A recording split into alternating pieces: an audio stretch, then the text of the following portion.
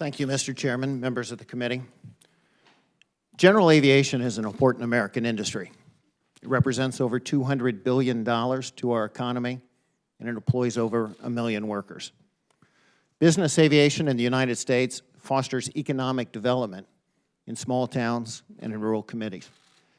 It helps companies of all sizes be efficient and productive. And it helps with our humanitarian efforts, whether it's responding to forest fires, flooding, or getting transplant organs to treatment. NBAA is honored to be here today. We represent over 10,000 member companies, companies of all sizes, companies in all types of industry. We also represent hospitals, universities, and nonprofits. 85% of NBAA's members are small and mid-sized companies.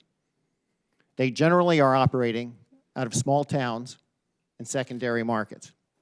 They're generally flying either from or to an airport with no commercial service. Business aviation is fundamental to the economy of small towns and mid-sized communities in the United States. Typical of our membership is Schweitzer Engineering out of Pullman, Washington.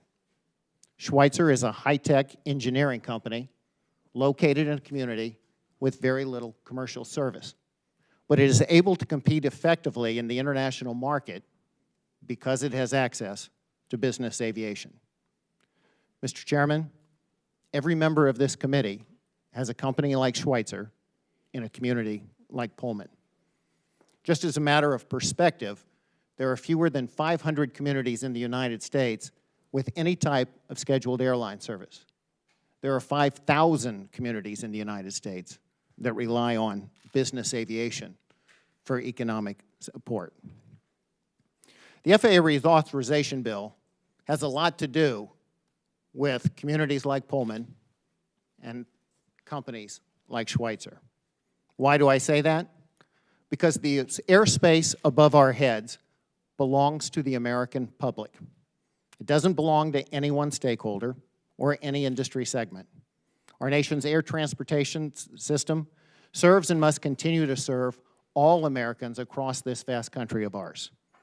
The question on the table, the fundamental question of reauthorization, is who's going to ensure that our public airspace serves the public's benefit? Will it be the public's duly elected officials, or will it be some combination of self-interested parties? For decades, suggestions have been made that Congress wash its hands of the air traffic control system, give over to other parties taxing authority and the authority to determine who can access airports and airspace. This has been something that has been pushed since long before NextGen was a concept and long before sequestration. These interests have been wanting the sweeping authority to determine who gets taxed what and who can fly where and when. Mr. Chairman, the power to tax has been called the power to destroy. Today, that authority appropriately resides with elected officials. So too does the power to ensure non-discriminatory access to airports and airspace. Congress should not abdicate, relegate, delegate, or outsource its authority over taxes and access. In fact, the Congressional Research Service recently said to do so may well be unconstitutional. Currently, the United States has, by all empirical measures, the largest, the safest, the most efficient, the most complex, and the most diverse air transportation system in the world. But the business aviation community is not content with the status quo. No American should be. Being the best today does not mean we will be the best tomorrow, and in fact, complacency is our enemy. That's why the business aviation community has been active and outspoken in its support for NextGen. In fact, no industry segment has done more. Our members have invested in technology, and we urge Congress to do the same. Serious problems do exist with the Next Gen program. To date, programs have been delayed.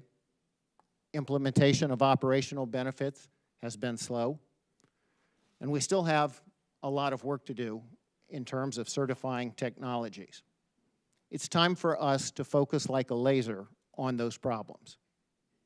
It's time for us to not be distracted by what we need to do.